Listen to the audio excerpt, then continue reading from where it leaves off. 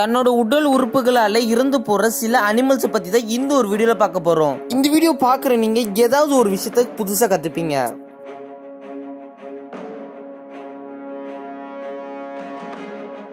நம்ம முதல்ல பார்க்கும்போது ஷாக்கிங் ஹில். இதோட உடம்புல எல்லாம் பாத்தீங்கன்னா குட்டி குட்டி பேட்டரி செல்ல எலக்ட்ரோலைட்ஸ் அப்படின்ற ஒரு பவரால கவர் ஆயிருக்கும். இதோட உடம்புல இருந்து 800 வால்ட் வெளியில வரும். நம்ம வீட்டோட கரண்டே பாத்தீங்கன்னா 230 வால்ட் தான். அப்ப நீங்களே பாத்துக்கோங்க எவ்வளவு கரண்ட் இதுல இருந்து வெளியில வரும்னு. இதோட கரண்ட் இது வெளியில அனுப்புறப்ப மத்த அனிமல்ஸ்க்கு தான் தொந்தரவா இருக்கும். ஆனா சில சமயம் இதுக்கே ரொம்ப தொந்தரவாயிடும். எப்படின்னா இதோட வால் பகுதி மற்றும் தலைப்பகுதியில தான் ஹார்ட் மூளையும் இருக்கு. அந்த ஒரு பகுதி பேட்டரி மாதிரி இது பிரிக்கலாம். அதோட மண்டையில பிளஸ் ஆகும், வாலோட பகுதியில மைனஸ் ஆகும் இருக்கும். இது ரெண்டும் ஒரே நேரத்துல மேட்ச் பண்றப்ப இதோட கரண்ட் செம ஷாக் ஆகி இதே இறந்து போறதுக்கு சம வாய்ப்பு இருக்கு. அதனால எலக்ட்ரிக்கில் அடிக்கடி சில நேரத்துல கரையில இந்த குளத்துல எல்லாம் ஒதுங்கி கிடக்கும். தப்பி தவறி கூட இது எங்கேயுமே தொற்றாதீங்க. நம்ம ரெண்டாவது பார்க்க போறது எலிகள் மூலமா வர டெய்ல் டெத். அதாவது ஒரு எலி 12 குட்டியை போடும். அந்த 12 குட்டி கிட்டத்தட்ட 144 குட்டியை போடும். அப்புறம் இந்த 144 குட்டியும் கிட்டத்தட்ட 12 போட்டுச்சுன்னா கிட்டத்தட்ட 15,000 குட்டிகள் உருவாகும். இது எல்லாமே பாத்தீங்கன்னா ஏதாவது சந்துலியோ புந்துலியோ தான் வாழும். அந்த ஒரு நேரத்துல எல்லா எலியும் ஒரே நேரத்துல பக்கத்துல இருக்கிறப்ப அதோட வாளுகள் சுருண்டு மாட்டிக்கு ஒரே இடத்துல கொஞ்ச நாள் இருந்து அதுக்கு சாப்பாடு தண்ணி அது மாதிரி எந்த உணவும் கிடைக்காம சீக்கிரமாவே இந்த எலிகள் இறந்து போயிடும். இதுதான் டெய்ல் டெத் அப்படின்றாங்க. ஒரு வாளால வர அதோட பிரச்சனைகள். இது எலிகள் மட்டும் இல்லாம பாம்புகளுக்கும் வரும். பாம்புகள் தன்னோட சுயநினைவு நர்வஸ் நரம்ப விட்டுட்டா இந்த மாதிரி பிரச்சனைகள் பாம்புக்கும் வருமா? கேட்கறதுக்கு ரொம்ப ஆச்சரியமா இருக்குல்ல. நான் படிக்கிறப்ப இப்படிதான் சம ஆச்சரியமா இருந்தது. பாம்புகளோட நரம்புகள் சுய நினைவை இருக்கிறப்ப இது மாதிரி பிரச்சனைகள் வருமா? இதே மாதிரி ஸ்பேஸ் ரிசர்ச்ல பாம்பை இப்படி பண்ணிருக்காங்க. அப்ப பாம்போட எலும்புகள்ல இருக்கிற நரம்புகள் எல்லாமே சுயநிலவு இருந்து போய் அதுகள் அப்படியே சுருண்டி ஒரு அதாவது ஒரு முடிச்சு மாதிரி போட்டு அதே தானே இறந்துச்சு. நம்ம மூணாவது பார்க்க போறது நெயில் டெத். அதாவது சில அனிமல்ஸ்க்கு நகங்கள் எக்கச்சக்கமா வளரும். உதாரணத்துக்கு மாட்டோட கொம்பு, சில காளைகளோட கொம்பு அது மேலேயே சில நேரத்துல மாட்டிக்கும், சில நேரத்துல கண்ணில் குத்திடும். அதே மாதிரி இந்த கழுதை அந்த குதிரைக்கெல்லாம் எப்படி நம்ம நகம் வெட்டுறோமோ அதே மாதிரி அதுகளோட நகமும் யாராவது வெட்டி விடணும். இல்லைன்னா அந்த நகம் வளர வெயிட் தாங்கி போன் வீக்னஸ் ஆல இந்த ஒரு அனிமல்ஸ் எல்லாம் சீக்கிரமாவே இறந்து போயிடுமா. நம்ம என்னதான் அதுக்கு சத்தான சாப்பாடு கொடுத்தாலும் இதோட நெயில் வெயிட் தாங்காம இதோட போன் எல்லாமே வீக் ஆகி சில நேரத்துல அதெல்லாமே கிராக் ஆயிட்டு போன் வீக்னஸ் தாங்காம சீக்கிரமா உடஞ்சி இந்த அனிமல்ஸும் செத்துரும். இதே மாதிரி தாங்க இதுவும். பச்சோந்தி பாத்தீங்கன்னா அதுவும் கலர் மாறிக்கிட்டே இருக்கிற ஒண்ணுதான்.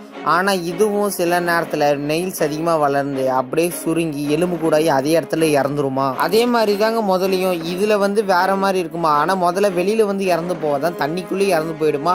அதை கண்டுபிடிச்சி எடுக்கிறதுக்குள்ள ரொம்ப கஷ்டமா. அப்ப ஜூல இருக்கிற அனிமல்ஸ் எல்லாமே நல்லபடியா பத்திரமா பார்த்துருப்பாங்கல்ல. நம்ம நாலாவதா பார்க்க போறது ரெட் பக். இந்த ஒரு ரெட் பக் பாத்தீங்கன்னா சைனால அதிகமா இருக்கும். இதோட மேல் தோல் பாத்தீங்கன்னா நல்லா கட்டையா உருட்டையா இருக்கும். உள்ளு பாத்தீங்கன்னா ரொம்ப சாஃப்டா இருக்கும். இது பாத்தீங்கன்னா எந்த மனிதர்களுக்கும் மற்றும் விலங்குகளுக்கும் எந்த ஒரு பாதிப்பையுமே தராதான்.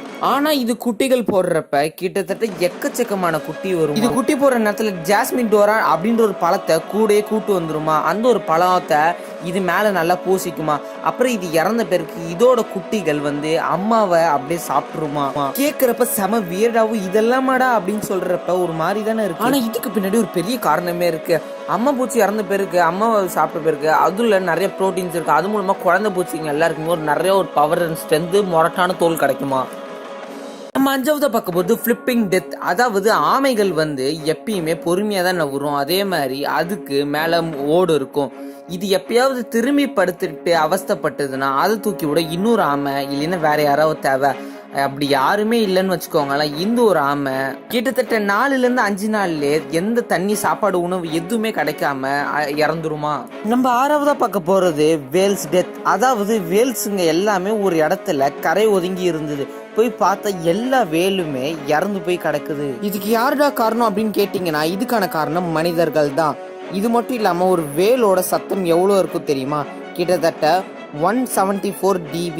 ஒரு ஜெட்டோட சவுண்டே பாத்தீங்கன்னா கிட்டத்தட்ட 140 dB தான். ஆனா ஒரு வேலோட சவுண்ட் பாத்தீங்கன்னா கிட்டத்தட்ட 174. அவ்வளவு சத்தத்தை கத்தி தான் ஒரு சிக்னலா அது வெளியிடுமாங்க. இந்த ஒரு சவுண்டை ஒரு சிக்னலா வச்சு அதோட நிறைய வேட்களுக்கு நிறைய ஒரு சிக்னல் அனுப்பும். ஆனால் இந்த நடுவில் கப்பல்லாம் வந்து இது மட்டும் இல்லாமல் மிலிட்ரி கப்பல் நிறையா இது மாதிரி கப்பல்கள் வந்து இதோட வேல் சிக்னலை வந்து நடுவில் கட் பண்ணிடுறாங்க. அதாவது கப்பல் நடுவில் வந்து ஒருத்தவங்களுக்கு சிக்னல் அனுப்புகிறப்ப அதோட சிக்னல் சவுண்டு தான் செமையாக கேட்கும். இந்த வேல்களோட சவுண்டு எதுவுமே கேட்காது. இந்த ஒரு வேல் அனுப்புகிற சிக்னல் மூலமாக தான் மற்ற வேல்கள் எல்லாமே வரும். ஆனால் இப்படி அனுப்புகிற சிக்னல் மூலமாக எந்த வேலுங்களுக்குமே கரெக்டான ஒரு சிக்னல் போய் சேராதனால எல்லாமே இது மாதிரி இறந்து போயிடுது. ஓகே வியூவர்ஸ், இதில் வந்து அனிமல்ஸ் எப்படி தானாகவே இறந்து போகிறன்றதோ இந்த ஒரு விஷயத்த பார்த்தோம். இந்த ஒரு வீடியோ பிடிச்சிருந்தா லைக் பண்ணுங்கள், ஷேர் பண்ணுங்கள், மறக்காம வலகெடுக்கலாம் சேனல் சப்ஸ்கிரைப் பண்ணுங்கள். அடுத்து என்ன வீடியோ போலான்றது கமெண்ட்டில் சொல்லுங்கள். இன்னொரு சூப்பரான வீடியோ பார்க்கலாம். Tata bye bye, see you.